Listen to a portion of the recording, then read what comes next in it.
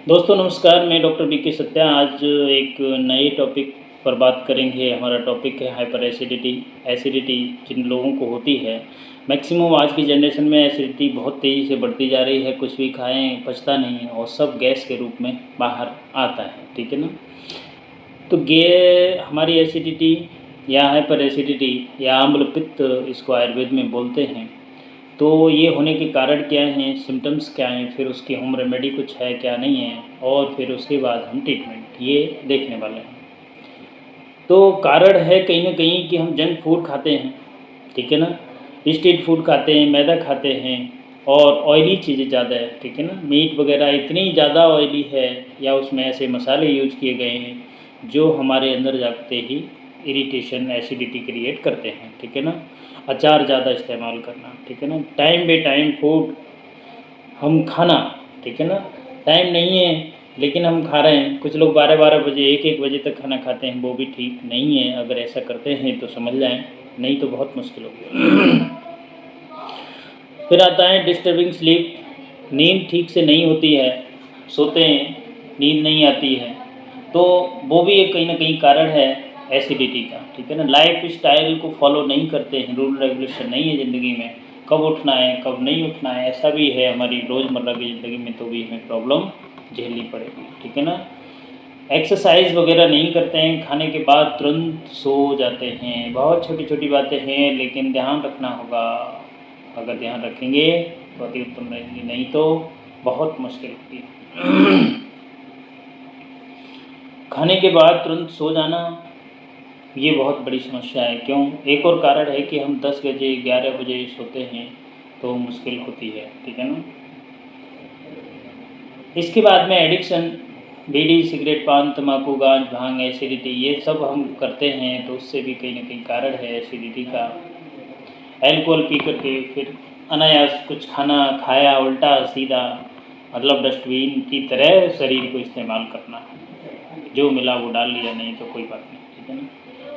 Symptoms के रूप में देखें तो बल्चिंग आना, डकार बहुत आना, ब्लोटिंग होना, खाना ऊपर की ओर जाना, गैस बहुत बनना, ठीक है ना। इसमें कहीं ना कहीं कारण है कि अल्सर भी क्रिएट हो जाते हैं लोगों में। जब अल्सर क्रिएट हो जाते हैं तो जलन भयंकर हो जाती है, ठीक है ना। कुछ भी खाते हैं पचता नहीं, ऊपर की ओर आता है। तो ये सब नहीं आए तो उसके लिए हमें अपनी ज़िंदगी में रूल रेगुलेशन को फॉलो करना चाहिए कि खाना एक टाइम पर ही खाना है। टाइम बे टाइम अगर खाते हैं तो भी दिक्कत है।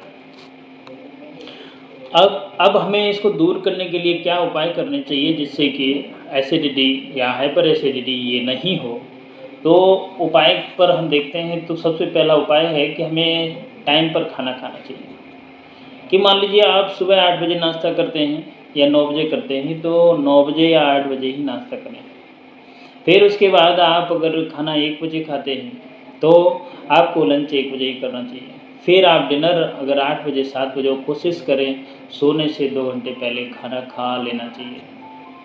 जो लोग ऐसा नहीं कर पाते, खाना 2 घंटे पहले नहीं खाते हैं, तो वो एसिडिटी, पेट में भारीपन, डाइजेस्टिव सिस्टम का सही नहीं रहना, ये सब कारण लक्षण रहेंगे, कोई नहीं बचा सकता है और उन्हें दवा लेनी पड़ेगी, आज नहीं कल, ठीक है। तो अपनी ज़िंदगी में एक रोटेशन होना चाहिए, रूल होने चाहिए कि भाई 10 बजे खाना लास्ट है, उसके बाद न लें, वो चलेगा, हम मर नहीं जाएंगे, ठीक है ना। कोशिश करें कि हमने 9 बजे तक खाना खा लिया, ठीक है, अगर उसके बाद हम खाते हैं तो प्रॉब्लम होगी। तो हमें कोशिश करनी है कि टाइम पर खाना मिल जाए, ठीक है ना। टाइम पर खाना खा लें।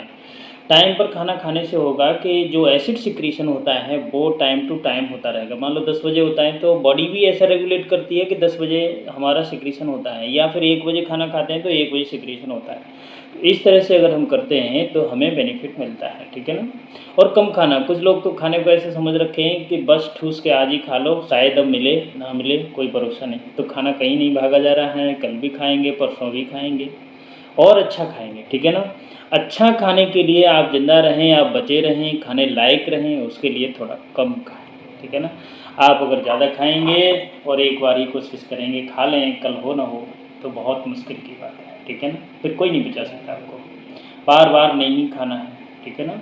कुछ लोग बोल देते हैं कि थोड़ा थोड़ा खाओ, बार बार खाना ही, पूरे दिन एसिड सिक्रीशन निकालेगी बॉडी, फिर वो हमें डकारें आएंगी, गर्जिटेशन होगा, ब्लॉटिंग होगी, बहुत समस्याओं से जूझना पड़ेगा। ठीक है।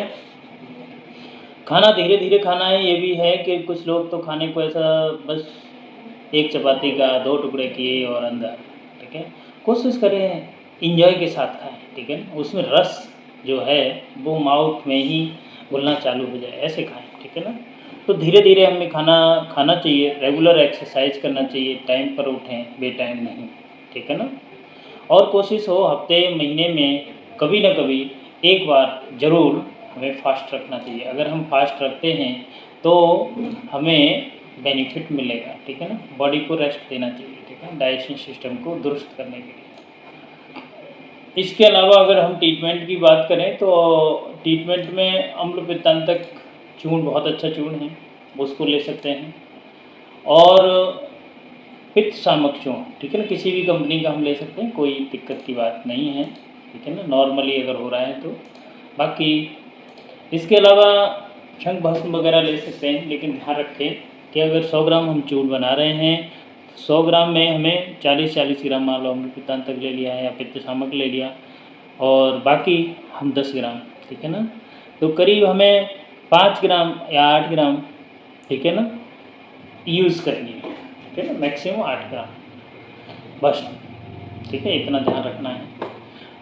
तो अगर हम 100 ग्राम चूर्ण बना लेते हैं तो ये चूर्ण 15 दिन के लिए तैयार हो जाता है। 2 चम्मच सुबह, 2 चम्मच शाम को, खाना खाने के बाद गुनगुने पानी से हमें ये लेना है। बाकी परहेज में हमें चाय, कॉफ़ी, बर्गर, पिज़्ज़ा, ये सब बाहर की चीज़ें ये सब नहीं खानी है। अगर हम उनको खाएंगे तो हमें एसिडिटी से कोई नहीं रोकेगा। ओके। बाकी जिनको टैबलेट चाहिए वो कामदुदारस टैबलेट भी ले सकते हैं। ठीक है ना, लिवर टैबलेट आती है साथ में, उसको भी ले सकते हैं। ठीक है ना, तो थोड़ा सा आप जल्दी अच्छे बेहतर हो सकते हैं। ठीक है, इस तरह से अगर हम अपना ट्रीटमेंट करते हैं तो जल्दी बेहतर हो जाते हैं। ठीक है, बाकी फिर मिलेंगे किसी नए टॉपिक के साथ, तब तक के लिए थैंक यू, नमस्कार।